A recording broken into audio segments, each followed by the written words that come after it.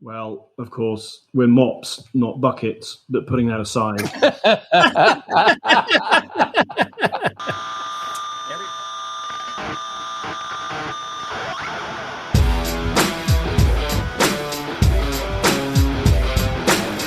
Hello and welcome to episode 113 of Rockstar CMO FM. The M is for marketing and the F is so well you decide. As you're probably wondering, does the world need another effing marketing podcast? I'm your host, Ian Truscott. I'm no rock star, but I've picked up a thing or two over my 25-year career from techie to CMO, and each week I chat to the true rock stars, my fabulous guests and chums, and hopefully share with you some marketing street knowledge that will inspire the Rockstar CMO in you. Come say hello. We are Rockstar CMO on Twitter and LinkedIn, and proud members of the Marketing Podcast Network. This episode was recorded on Friday the 6th of May. I hope you've had a good week and you are well, safe, and staying as sane as you feel you need to be. A different set list this week, as Jeff and I are joined by a friend of the show, podcast host and marketing operations expert, Simon Daniels. But there is no change to my Friday evening as I wind down the week in the Rockstar CMO virtual bar with Robert Rose for a cocktail and a marketing thought. But first, we need to pay the bar tab. I'll be back in a moment. We'll be right back after this word. We'll be right back After this word. You may know you're listening to this show along the Marketing Podcast Network, but did you know there are other great shows on MPN to help your business? Christy Heiler hosts a fantastic podcast called Own It. Christy, tell us more about the show. Own It is all about celebrating women and non-binary advertising agency owners. We talk about buying out of the boys' club of advertising because less than 1% of ad agencies are owned by women. And where can people subscribe? You can find the podcast at untilyouownit.com. We're also on the Marketing Podcast Network at marketingpodcast.net. And of course, you can subscribe wherever you get your podcasts. You heard her. Go subscribe.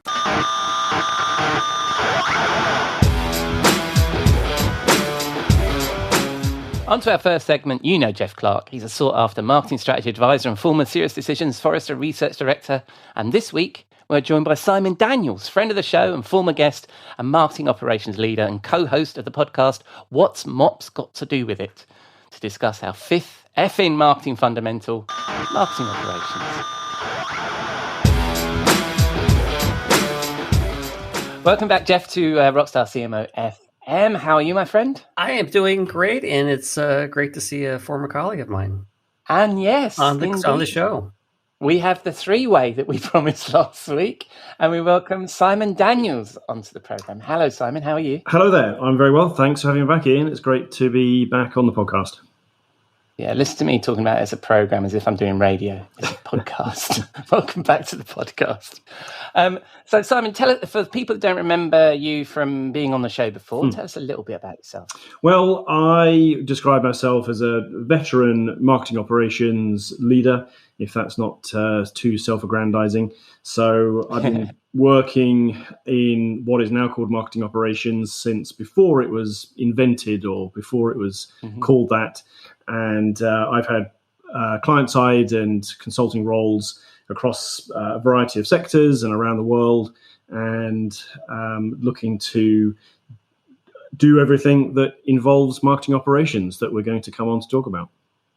Love it. Thank you very much. And thanks for joining us on the show. And I know that, Not at all. well, we've got a little three-way love fest between the three of us around marketing operations. Okay, haven't we? So Ian, don't take that too far. Okay. You know. I'm trying to avoid making that joke, but maybe I should just go all in. Luckily, we're all remote. And Jeff, unfortunately, this week, we shouldn't discuss the weather. I mean, we normally do, No, but we need to get straight in with this. Yes, so, let's go. And Simon, you're talking to me from the UK as well. So when I look out the window, I can see the same as you. So we don't need to discuss it either. Why don't we start with the basics?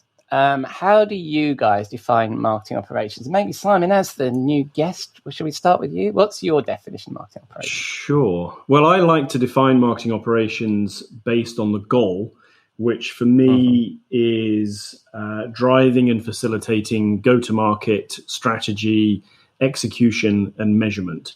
And marketing operations does that by orchestrating data, technology, process. Sometimes people is added to that mix. And that is what creates the underpinning of the marketing function, allows it to operate efficiently and achieve its goals and be able to track the fact that it is achieving what it's meant to be. That's splendid. I think you've answered about the next 7 of my questions with that one statement. That's pretty tight. I like At that. least keep them up. And Jeff, do you go along with that? Oh yeah, absolutely. And I think when I was at Serious Decisions, I think our tagline was, providing the tools, processes, and data to execute the CMO strategy and meet goals. Mm-hmm. So that's what Simon said in maybe fewer words, but that's absolutely, to me, what's essential. It's it's kind of a if you'd say maybe an objective group among the rest of the marketing leaders that can help execute on all these things that require that objectivity, that ability to look across that whole organization. That was one of the things that again, back at Forrester Serious Decisions, we kind of drew this sort of organization flow that showed that brand and marketing operations were kind of like the two functions that had an effect and expand across all the other marketing groups. Mm-hmm. But it was always in the service of the CMO and how they help the other marketing leaders do their job. Right. And the and what I like there, Simon, is both of you really, you align marketing operations with the goal of the C-suite, really, which is something that we talk about a lot on this show for sure. So we'll touch on that a bit in a second. But let's say I have the absolute luxury of building a brand new marketing team, and I've decided that I have a marketing ops function within my marketing team. What capabilities am I putting into that bucket in my org chart? Well, of course, we're MOPs, not buckets, but putting that aside. Every bucket has to have a mop. Right, exactly. So, apart from bad jokes, I actually wrote a little blog post on this a little while ago, in terms of, I called it my marketing operations dream team.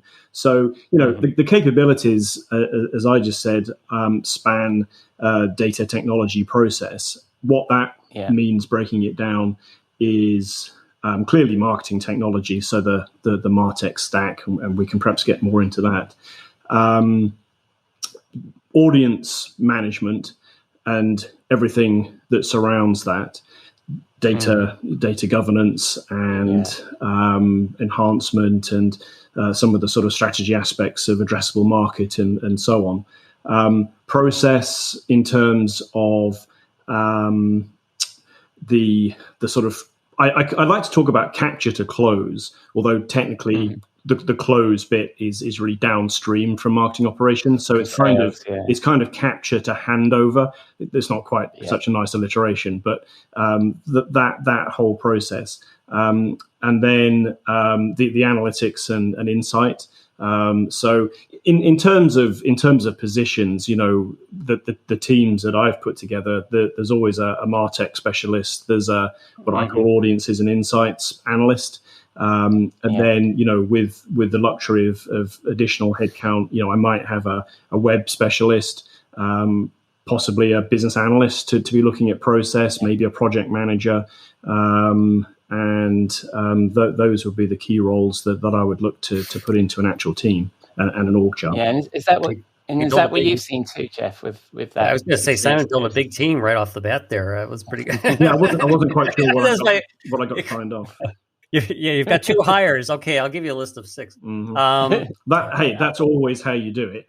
Oh, absolutely. But, and so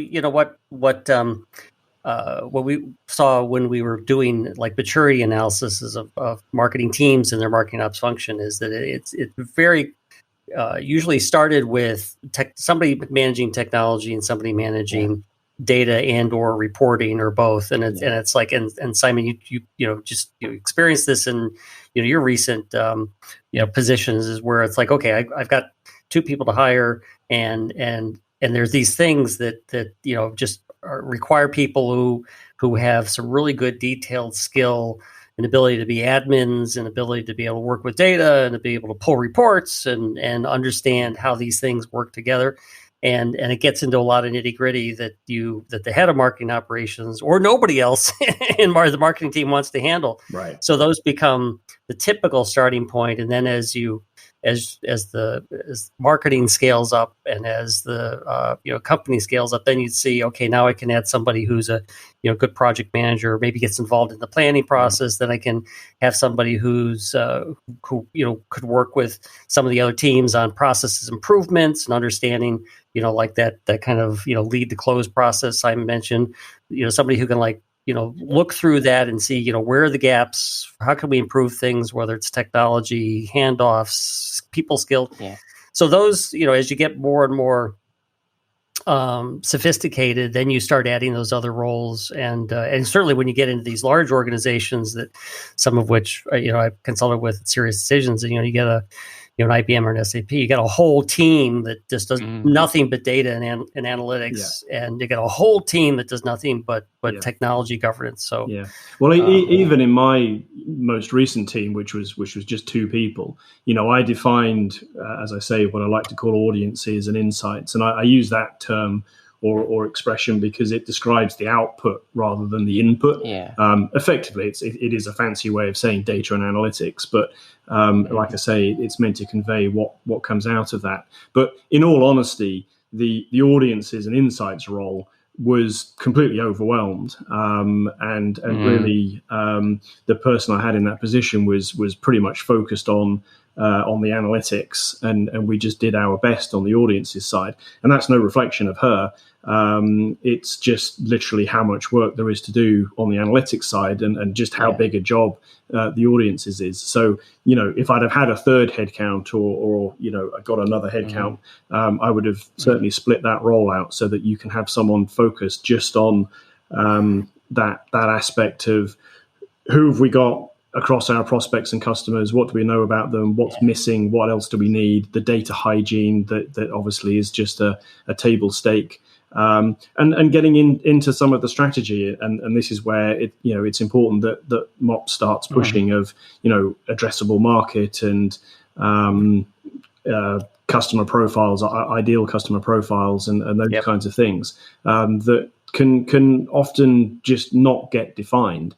And then everybody thinks they know who we're targeting, but it turns out that either we don't, or it's not agreed or consistent, and there's a role to be played there.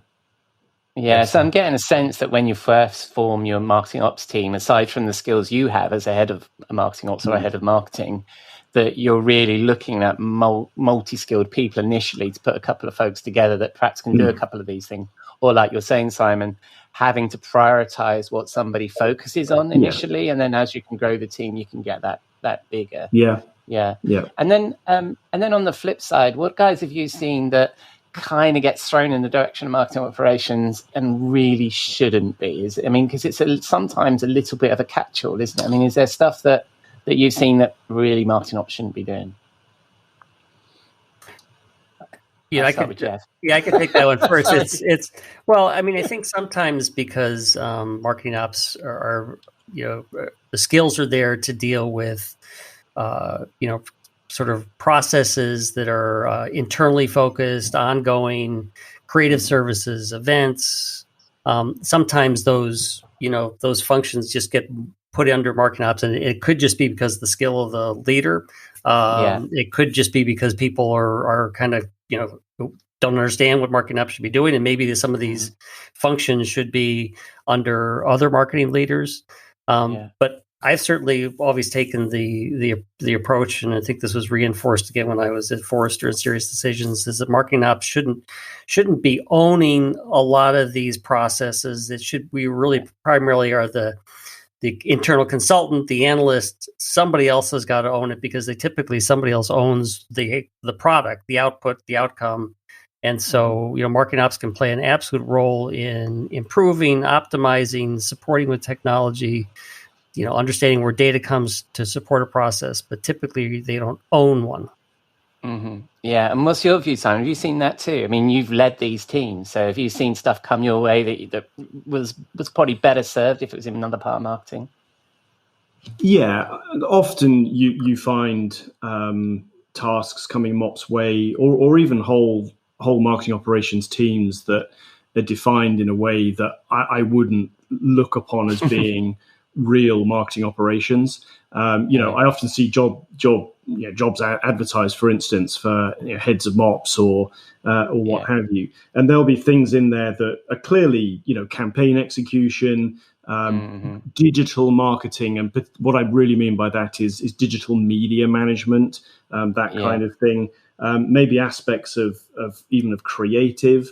And those are the things that, and probably event management as well. I wouldn't really class as being marketing operations. I really liked what Robert was saying in the bar last week, when you could hear him above all the noise of the marching bands, where he was talking about, content creation is content, and certainly again in my last role, that was the purview of Marcoms, and we had a content specialist whose job it was to do that. And while I saw MOPS' role as being process around that and enablement, we didn't have very sophisticated. We didn't have a digital asset management system, for instance. But were there one, or were there a need for one?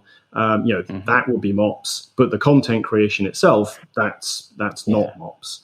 Those are certainly some of the things that I would see.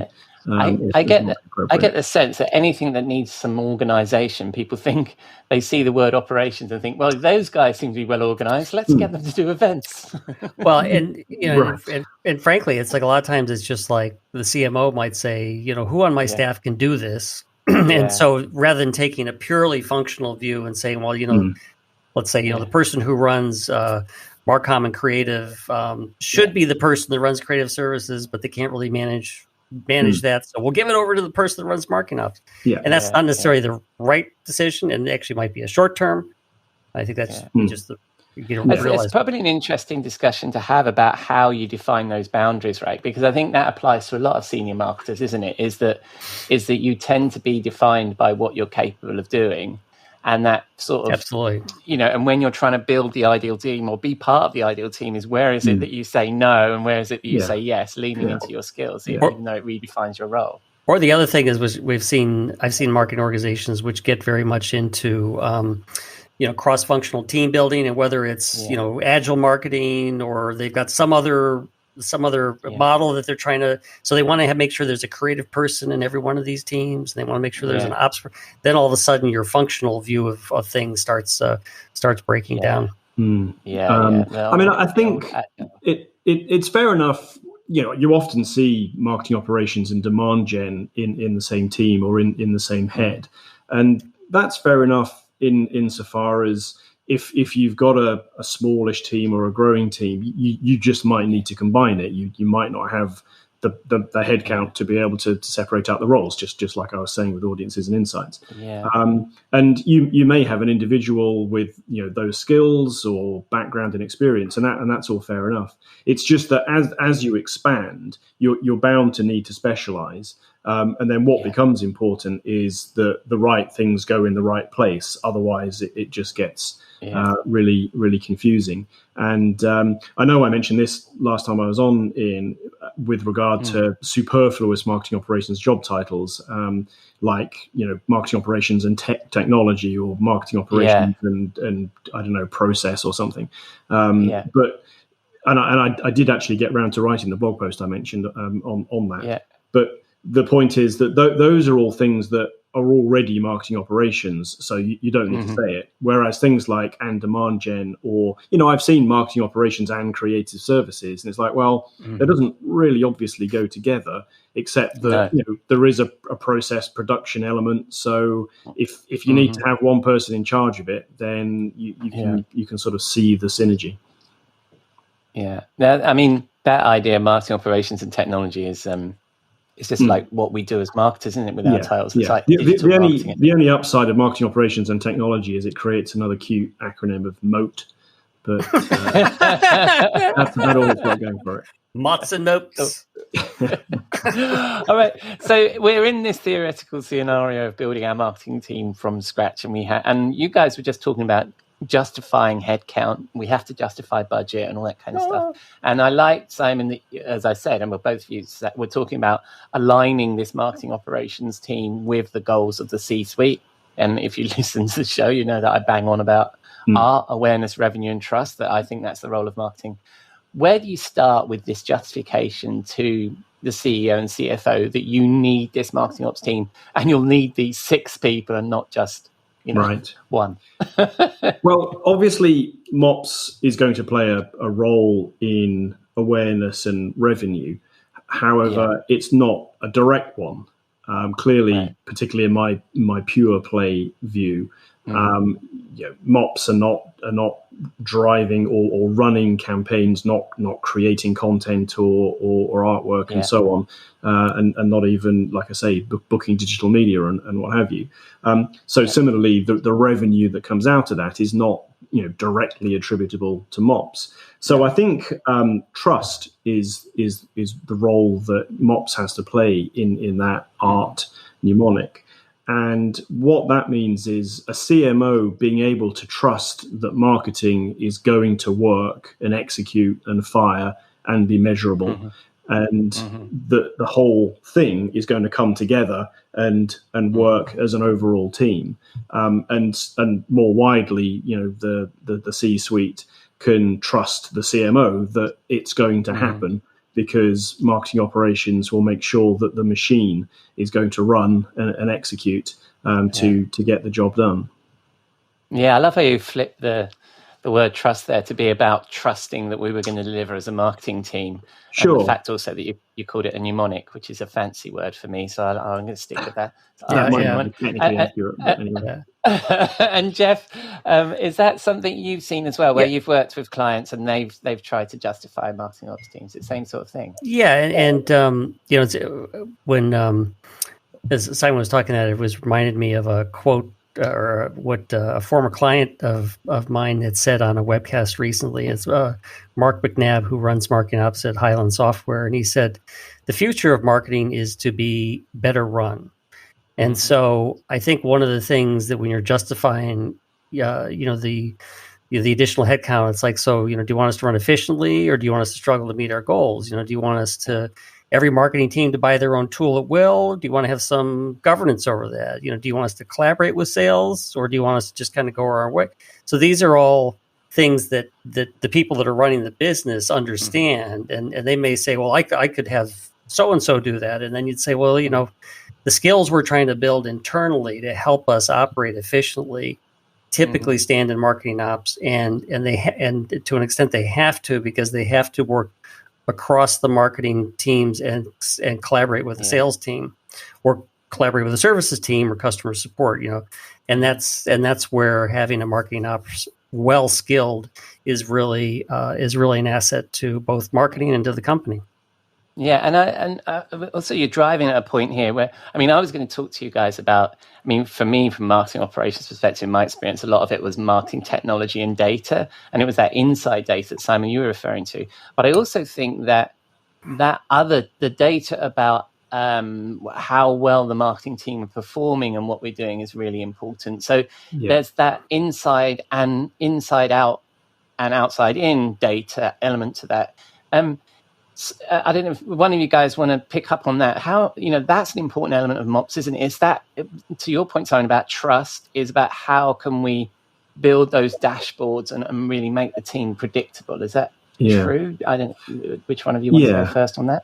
Well, and that's the point, really, is that marketing operations is a blend of things. And so, like we've said, I talk about technology, data, and process, but that, in a sense, doesn't quite sum it up, because it's a bit too split out. When you talk about data makes you think of just the database of customers or prospects and so on. But that doesn't really speak to the analytics or the insights, which obviously derive from data. But that doesn't just happen because you've got data. You need somebody, and you need the tools, which comes back to tech, to do it. And you need process, who who creates reports, who asks for reports. If you need a new report, how does that happen? How does it get presented, and where does the data come from, and so on. So there's just a combination of the elements, the ingredients that go into creating that. Yeah. And then similarly, I certainly, when I talk about insight and when I create roles, really I'm talking about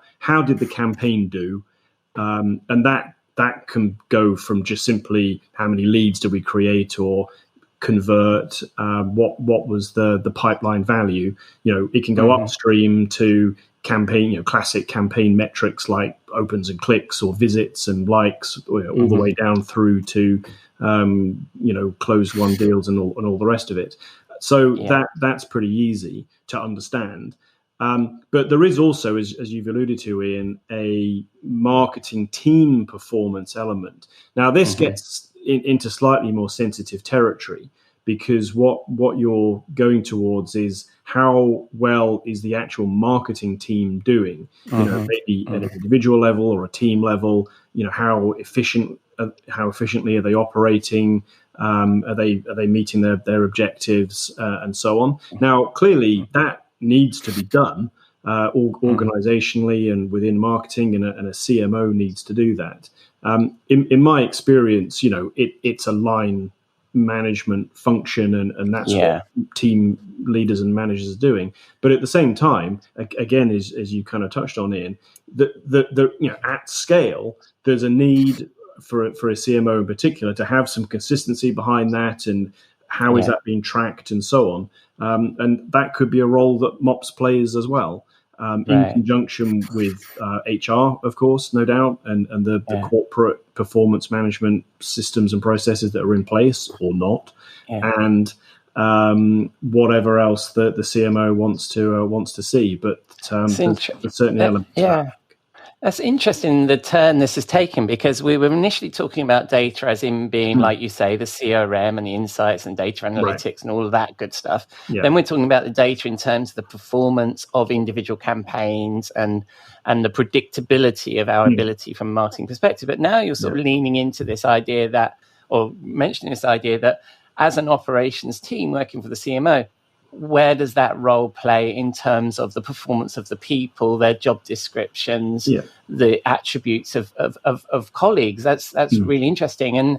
And Jeff, is that something you've seen as come into the marketing operations, and more of a kind of being almost a HR within the marketing team? Yeah, there's two things I want to add on to that, and one is that certainly we saw that marketing operations could take was taking their role in some organizations as kind of like the marketing enablement organization. Kind of like within sales, you typically have you might have a sales ops team and a sales enablement team, or sometimes they're combined. So you can see the same thing in marketing. And unfortunately, I think because, as we've talked about it, Ian, many times, is that there's not a lot of emphasis on enablement and bringing upskilling people within the department. Is that it's not as big a factor, or I should say, not enough marketing ops teams are given that kind of responsibility. Even though a lot of times marketing ops has the information that is that is required to help understand what that is. I mean, certainly when I used to do tech assessments for clients, is that we didn't just look at the technology. We would ask them about what they're trying to accomplish, and then say, okay, what about the technology? What about the data? What about the process? What about the skills of the people who are operating these things? So if you find you got a digital team that's got great tools and they don't know how to use them, then you've got a mismatch there, and you could either get rid of the tools or you could upskill the people. Yeah. And so I think that is an ideal role for marketing ops. The other thing I wanted to jump on, though, was that there was a lot of hype, been a lot of hype about being, insight driven or being data driven. And one of the people who actually came on at Forrester as I was leaving used to work at a company called Whole Foods. I don't know how many of you know Whole Foods. It's in the, a big grocery chain in the States.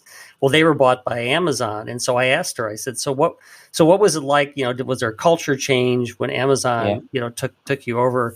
And they said, well, Amazon's success is based on the fact they are incredibly data driven. It's like they do not make a decision unless they can pull information out and do a real thorough analysis and say, okay, we need to run these campaigns, we need to do this, we need to change this function, we need to get this technology. So everything was data driven, and that becomes a mindset. And that's and that really is one of the things that, I guess, continue to allow Whole Foods to grow and create and creating new revenue. And I think that's something that too often we let marketers, work with their guts, their gut feeling, or they, what we did at the last company or whatever, and so little is actually based on, getting the data you need to make a good decision, and so getting that data is going to be a marketing ops role. Getting some analysis on that data is going to be a marketing ops role. I mean, if you're not creating your own analytics team separate from marketing ops, which I've certainly seen, it typically would reside within marketing ops. Yeah, no, this is really good. So what we're hearing really is that marketing office, and I think I mentioned it already, is the kind of discipline and operations within the marketing team. And part of that is that culture of being data driven, and where you're going to get your data from. You're going to get it from your marketing ops team and help drive those processes. And we're now talking about a lot of different things that marketing ops needs to be skilled with. But if we look at the marketing ops leader, the head of marketing operations, what do we think are the sort of attributes one needs to be a good leader at marketing operations? I mean, Simon, there you've talked about tech, you've both talked about data, now we're talking about people. What are the attributes that you need to lead? Well, obviously, I'm bound to say a marketing operations leader has, boyish good looks, a certain poise, and a witty turn of phrase. None of those things are needed. Okay. As I look at the screen, I say, "Where's glasses?" No. What a shame we're not doing video. Right. I mean, if I had a British accent, I think I probably could have made $20,000 more a year. But Hey, I put these highlights in my hair just to add a couple of £100 to the day rate. No, the marketing operations leadership requires being able to span all of those disciplines and functions that we've spoken about. And you often get the question, what makes a good marketing operations person? And I always say to that, well, there's almost no such thing, because as we've discussed, it's really specialisms. Now, of course, in a smaller team, you might have an individual contributor who is across all of those elements. Yeah. And frankly, that's a tough gig. But at the leadership level, you're kind of back to being across all of those elements, albeit, of course, you've got the specialists who are really, deep dive. So certainly in my last team, I had a marketing technology specialist who was an expert in, say, Pardot, and he knew more than I did for sure. And I had an analyst who was more adept at that work probably, and knew Power BI or even how to wrangle Python queries and these kinds of things. But the thing that the head of the team brings, I think, is first of all defining the team and the vision and where that's going. When I came into that role and I was told, you've got two heads, do what you like. They were given to me as two roles. And I said, I'm going to change these roles and took that in a different direction. But then it's being able to understand what those people are doing, have a conversation with them, understand the problems they're facing, and obviously be able to work with them and help and guide. And so those are the things that certainly a MOPS leader needs. But beyond that, it's things like stakeholder management, because again, as we've discussed, building the relationships across the rest of the business, particularly IT and sales ops, finance. Those kinds of things, and being methodical, process orientated, analytical, technical. All those qualities are needed to be able to lead that function. I think. Yes. It's quite a significant list, isn't it? And I think the main thing there is that operation. Yeah. But I was going to ask you, Jeff. I mean, from that, is there anything that you can see the gaps? Or what's been your experience? No, I would echo that. I think business acumen. Simon talked about the ability to work with other stakeholders. So being able to work with executive stakeholders and having the business acumen, because you're whether you're trying to build a business case for a new piece of technology or you're in charge of some new big initiative, you got to understand the overall business impact and not just look at it from a marketing perspective. That process orientation, because unfortunately or fortunately, I worked for a couple of companies where our technology was very process oriented, but that helped me understand. It's like if I'm trying to solve a lead problem or whatever it is, it's like I got to go through the steps, build a little Visio diagram or a PowerPoint and understand, what all is happening. And then you get an appreciation for how things touch all the various people in marketing and sales and what you need to do to improve it. I think having really good project management skills is necessary, whether you're as the leader, whether you're the person running the project or whether you've got somebody else who's running the project. You just have to know what it's like to run big initiatives. And I think objectivity is another key attribute. You've got to be able to step back and not let your own proclivities get in the way of making the right decision. Yeah, and I was going to talk to you guys about. I mean, we're getting a lot, trotting through the time moment. I was going to ask you guys about technology from marketing ops perspective. I mean, you've both touched on the fact that tech is a big part of marketing operations and probably what most people perceive to be the lion's share of marketing operations, right? Even though there's those important other roles that we need to place. I see that objectivity really in marketing operations, right? Because marketing operations will help marketers follow a process based on requirements rather than just buying the shiny thing that they see. Yeah. Would you agree with that? Is that the kind of role you see marketing ops playing in tech? I'll jump in. I'd say absolutely because I've been on the marketing liaison on an IT steering committees. I've run IT steering committees. I've consulted with people trying to build IT steering, and it's like objectivity is necessary, and being able to talk to people and understand their need. This is almost like being a real marketer. You got to talk to your customer, your internal customer, understand their needs. What are they trying to accomplish?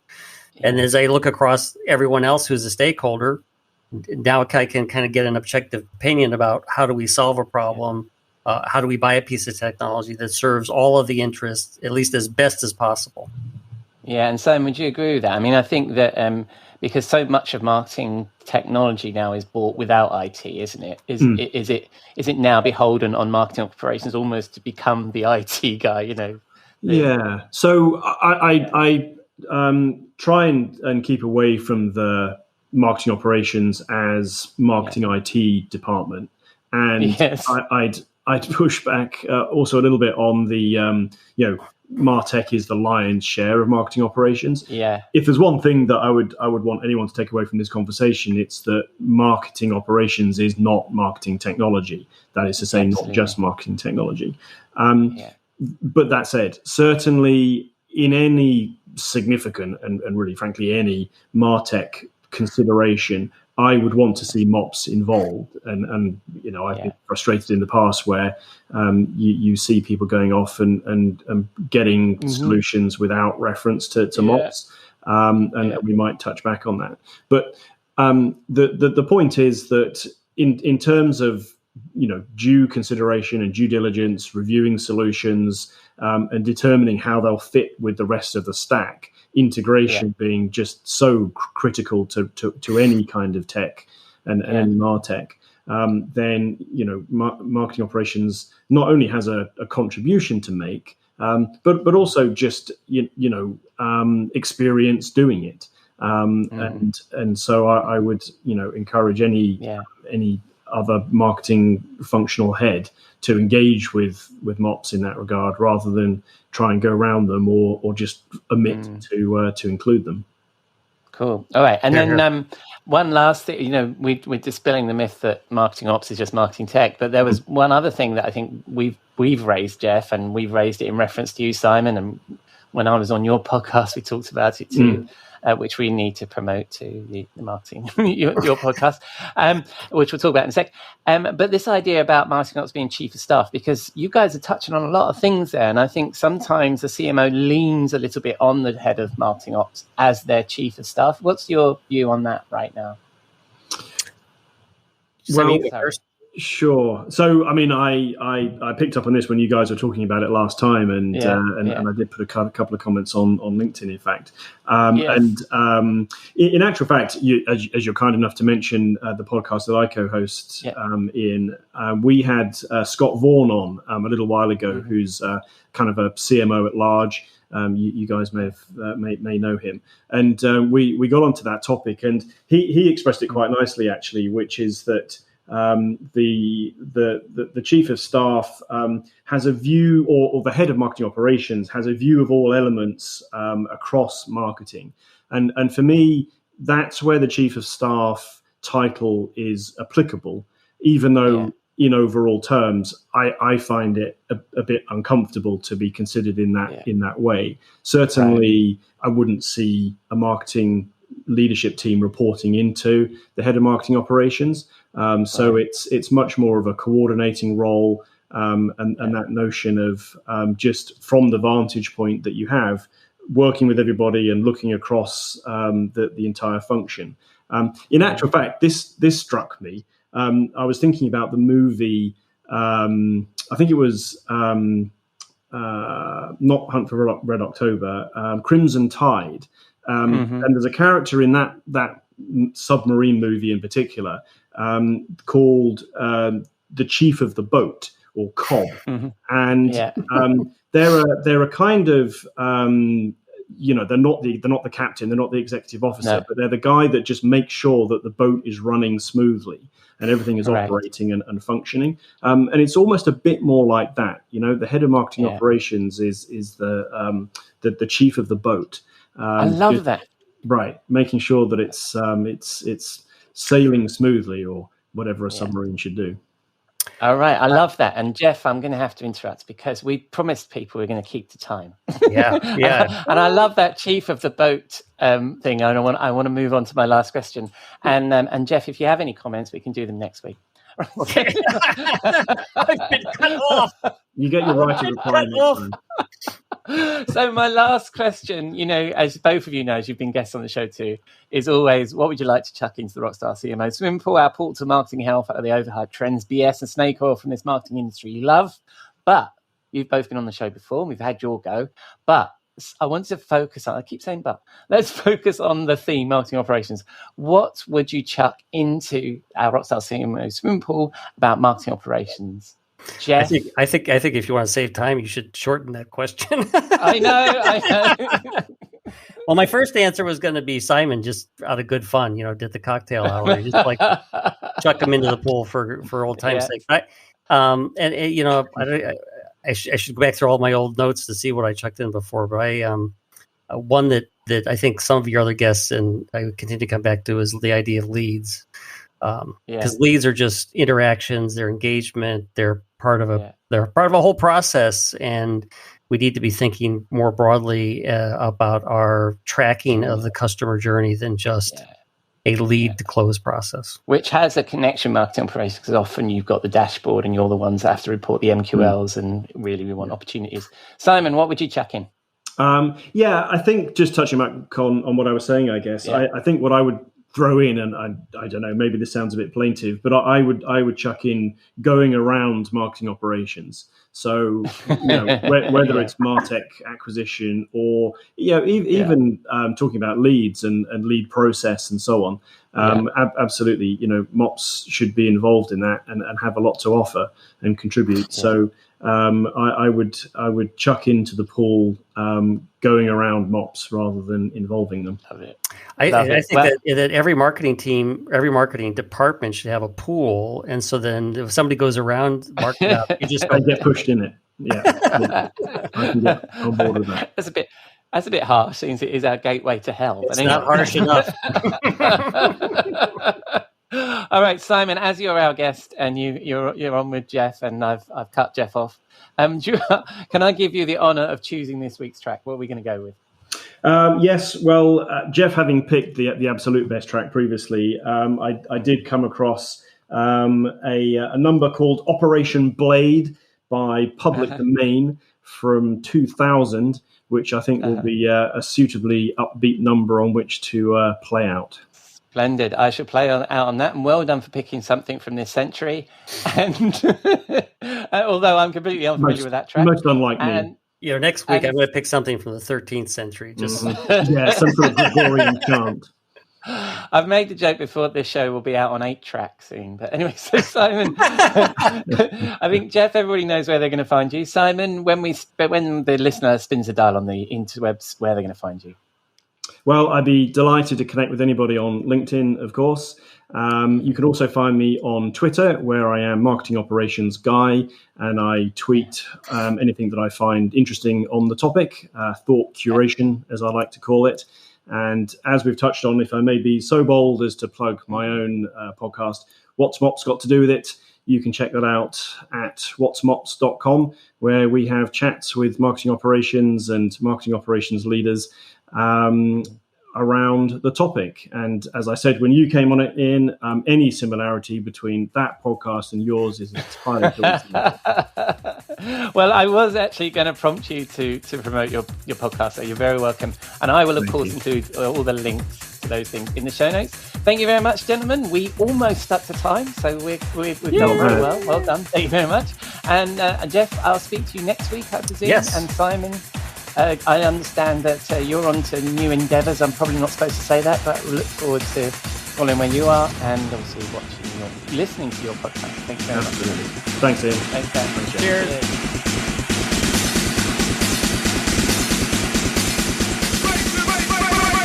Raise in the place, London.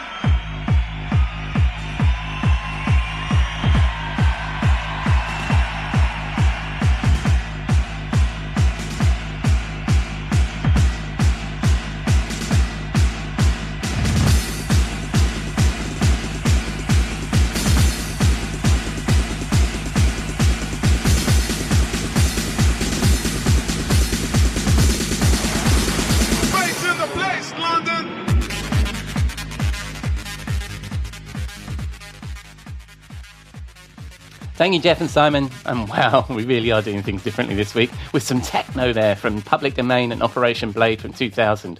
That really woke me up. And I will include all of Jeff and Simon's links in the show notes. And if you have any feedback or suggestions, we'd love to hear them. You can find us on the socials. We are Rockstar CMO just about everywhere. Or drop us an email at hello@rockstarcmo.com. Right, it's Friday evening. Time to wind down in the Rockstar CMO virtual bar and find my friend and content marketing guru Robert Rose, chief troublemaker at the Content Advisory, for a cocktail and a marketing thought.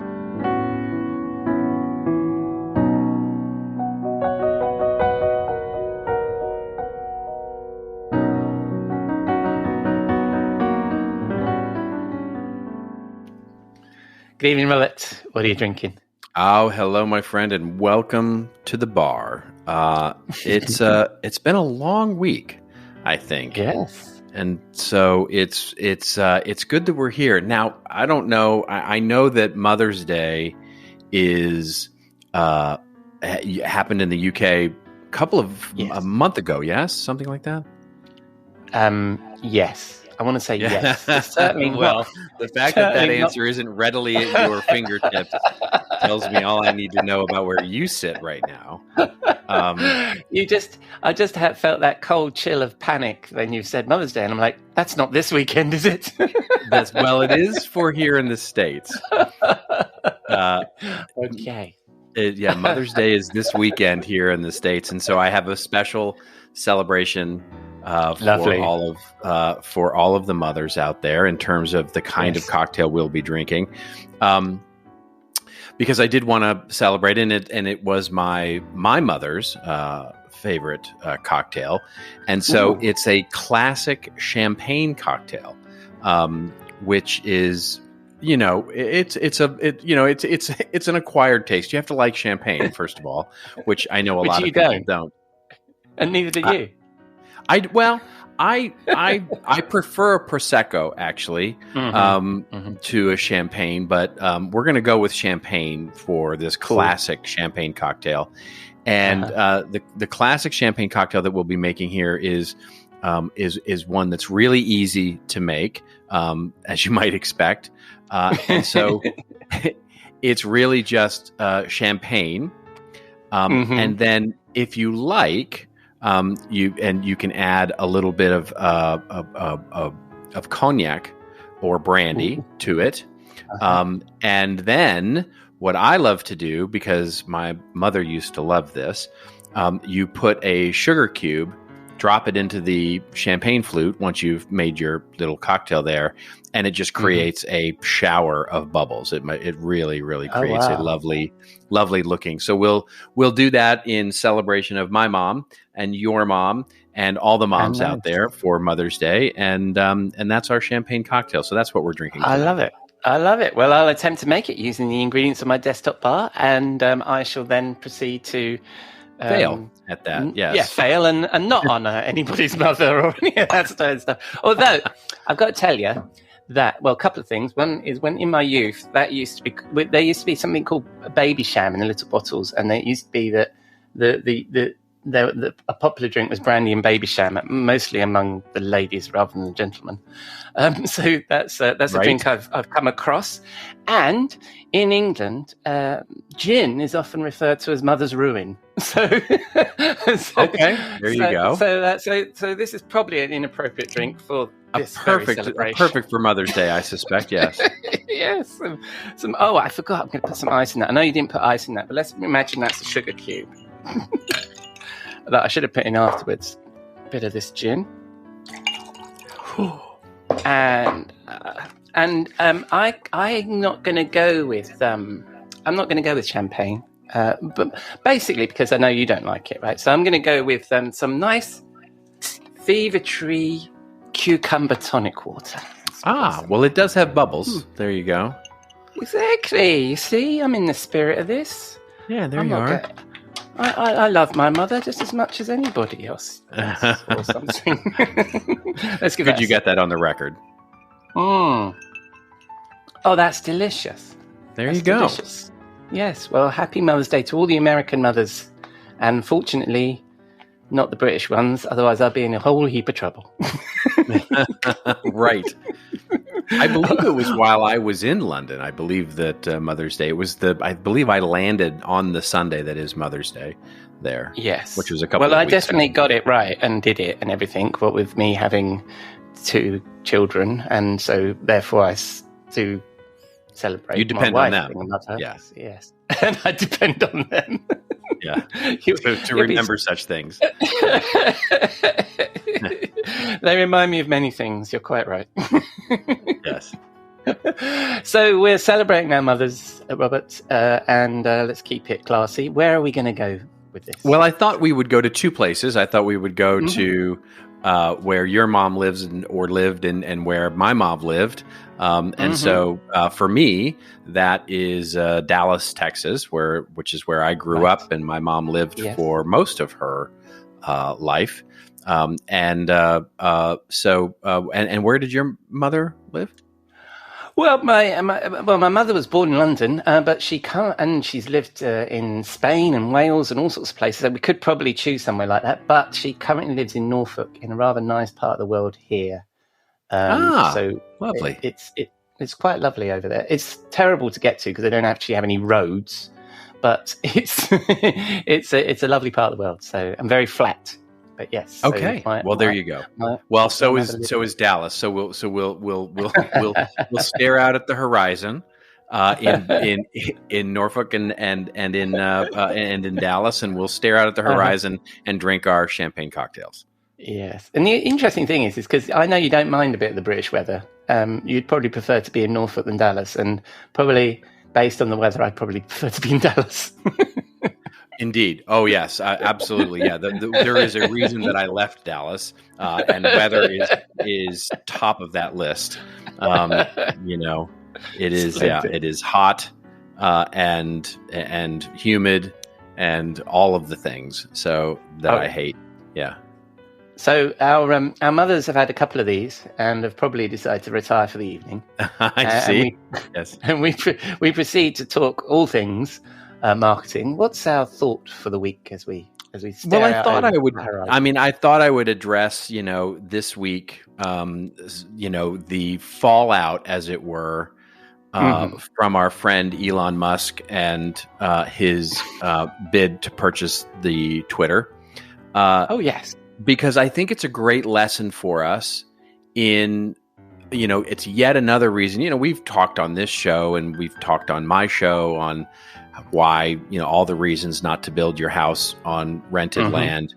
But it seems like it's an appropriate time to talk about it again, because one of the things that I think is being overlooked is exactly that, which, unless you've been under a rock, of course, you've heard about Elon's bid and accepted bid at this point, although it's got, quite a few more hoops to jump through before it actually really goes through.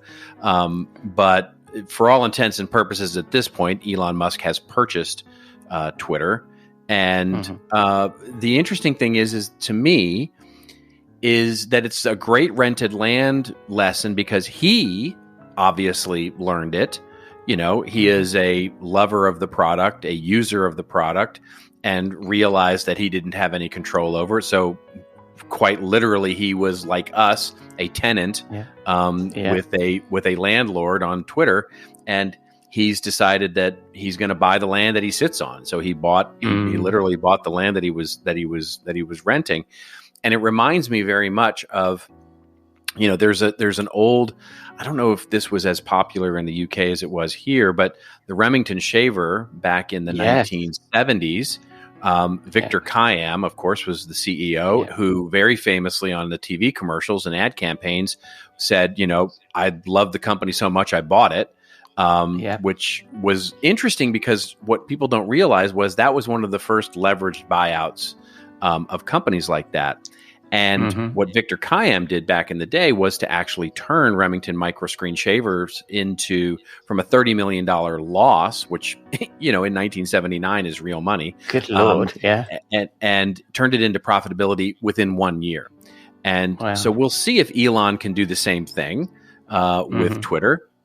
But the interesting thing to me is when we start thinking about rented land, a lot of interesting challenges come up. And the clarification that we always need to make is that it's don't build your home, and put home in italics if you need to. Don't build your home on rented land. It doesn't mean to build, you shouldn't build an outpost or you shouldn't build, something on rented land.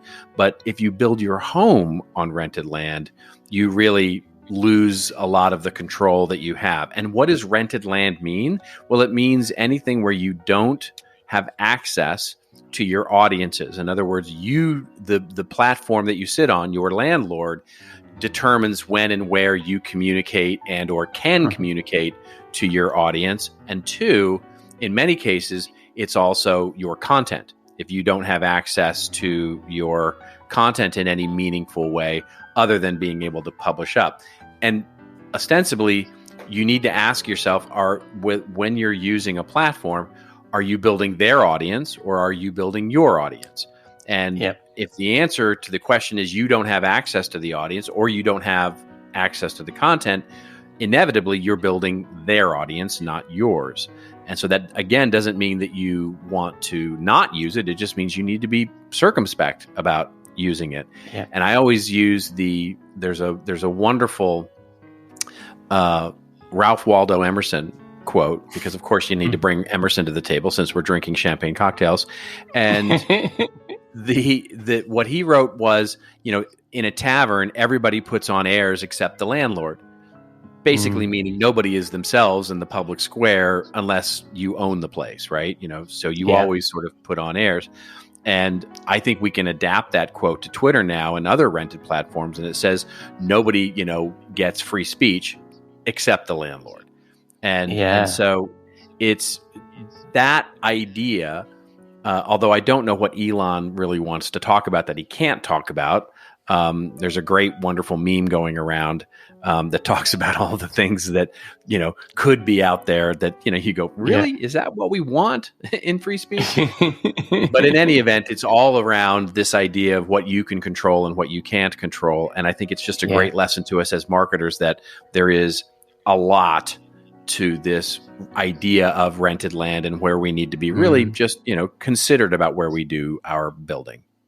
Yeah. It's like I think, and you guys have talked about it a lot on your podcast, This Old Marketing, and what Trump tried to do, which was to create his own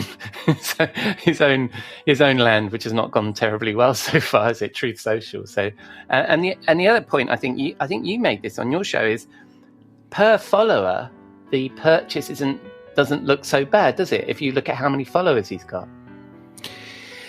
Well, yeah, right. I mean, Joe made that point, which I think is an interesting one, which is if on a per subscriber basis, if you were to look at them as subscribers, then it doesn't look that bad as an acquisition. And the interesting thing is, for Elon, that math works, right? Because he's actually buying the platform. It becomes an owned media platform for him. Yeah. However, for the rest of us plebeians, it does not look that great because you're not, you're basically spending a lot of money for access to an audience that Twitter decides who you speak to and who you don't. And, with organic reach being in the single digit percentage points, it's very hard to justify that on any regular basis. Having said that, I would spend money. I would spend money on Twitter. I would spend money to turn it into a subscription service to have access to the audience that I've built up over the last, 12 years. So, I think it's a really interesting. Yeah, well, that's the frustrating thing, isn't it? Because, we've been around for a while on these platforms, and there's certainly a noticeable difference in terms of organic reach. Even if you've got loads of followers, the algorithm chooses who's going to see it, right? So you don't always reach the audience that you've cultivated. And that's the frustration. Yeah, that's right. And how many of them are bots, and how many of them are automated things, and how many of them are paying attention, and how many of them are just following to follow, and a lot of that would be, the interesting thing is that a lot of that would be mitigated if they did turn it into a subscription service where, they really paid attention to identity. If you had to go through the same level of identity that you do, even with LinkedIn, right? The amount of identity management that happens in LinkedIn is much higher than it is in Twitter. And so it's, you can argue that on LinkedIn, it's much easier to see who's who and who's what than it is on Twitter. And so thus does it make it a more valuable platform? I think it does in many ways. And it certainly makes it nicer. Yeah, and Twitter has struggled since the get-go to really figure out how to monetize things. Yeah. It was always not how many is using Twitter; it was always who is using Twitter that made the network valuable. To me, and this goes back to discussions we've had about Clubhouse and that we've had about other social media networks as they've emerged. Yeah. The value of Twitter is really in the who. And so being part of that quote unquote club is what makes it valuable. So thus a subscription-based service seems to make the most sense from because it's not about it is about how you use it with a finite number of audiences, members or friends or, colleagues, however you want to build your audience. So it becomes a very focused thing. Now we'll see if Elon can actually do anything that starts to change the course of where Twitter is going, because to date no one else has been able to do it.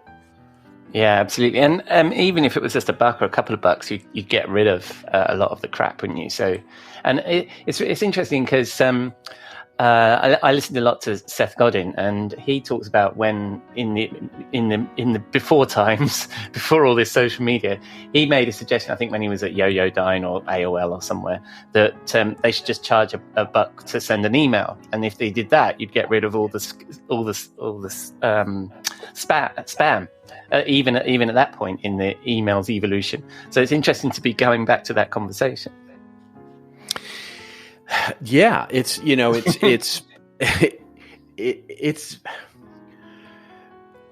think the when the net of all of this shakes out, right? I think we're in for. We're feeling it now with where the stock market is and where the economy is and where we're all feeling in sort of the new ways that we're communicating with audiences, and there's so much going on in the way that marketing, communications, social media, our use of social media is changing.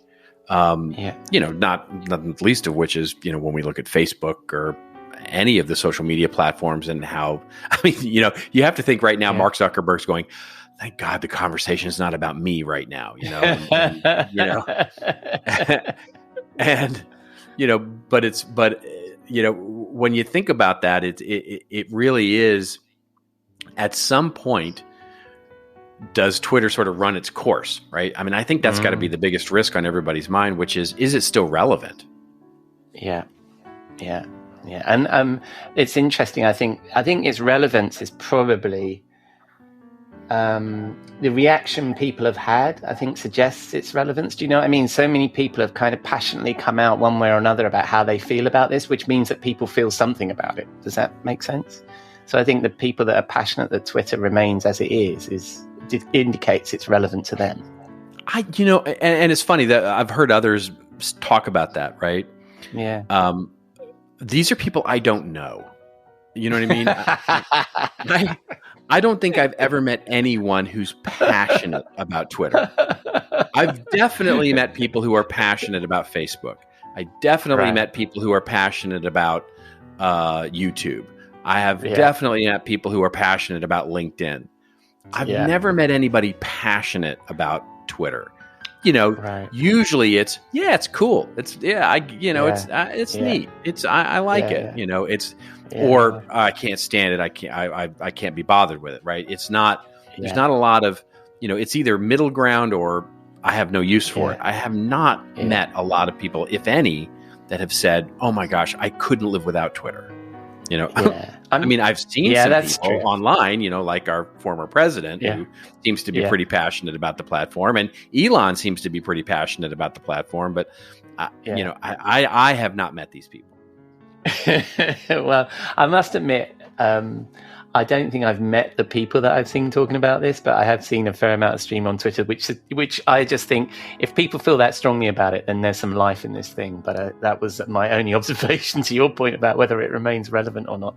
And clearly, we're a fickle bunch, right? So if there's always something else coming along that we'll switch to if it doesn't work out for us. So I'm sure that and you have to figure all these competitors that are trying to really disrupt the whole Twitter universe, right? Truth Social, like you mentioned, and Getter and all those kinds of the more right wing sort of platforms that have launched and not done very well. This has to be really bad news for them, right? Because it's like, well, if quote unquote free speech is really coming to Twitter, then they're like, well, why would I even bother going to these free speech? Because that's their whole pitch, right? Absolutely. So it's like, all right, you just in one fell swoop killed all those platforms. Yeah, which might be a good thing.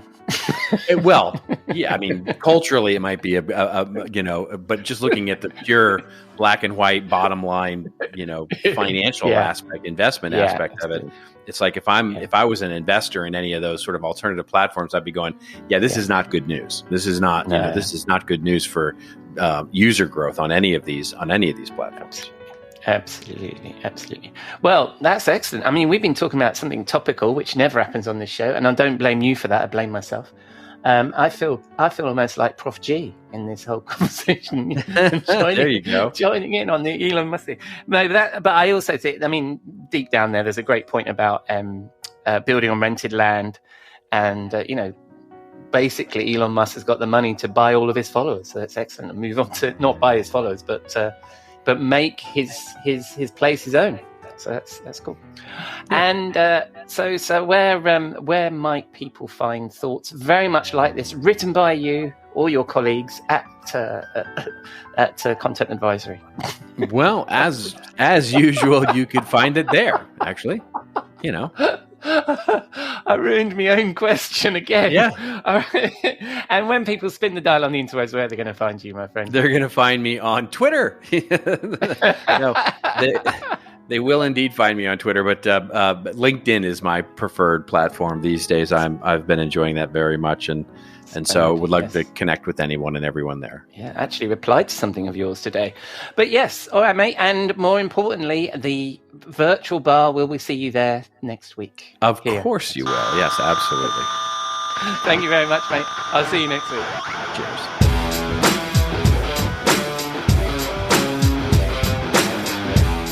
Thank you, Robert. Getting topical there with a core lesson of building on rented land. So that's a wrap on episode 113 of the Rockstar CMO effing Marketing Podcast. Thank you for dropping a dime into your podcasting jukebox, selecting our track, and jiving along with us. I've been your host, Ian Truscott. Thanks again to Jeff, Simon, and Robert for sharing their insight. Please say hello, follow their work, and check out all their links in the show notes, which you can find on your favourite podcast app or at rockstarcmo.fm, where you can also find all our previous episodes. So, does the world need another effing marketing podcast? Let us know on the socials, or drop a rating or review in your favourite podcast app, or just keep listening. I'm glad you're here. Next week, as you heard, Jeff and Robert will be back, and my guest will be Laurie Jones, CEO of Advocet Communications. Until then, have a great week, and I hope you'll join us again here next Saturday on Rockstar CMO FM.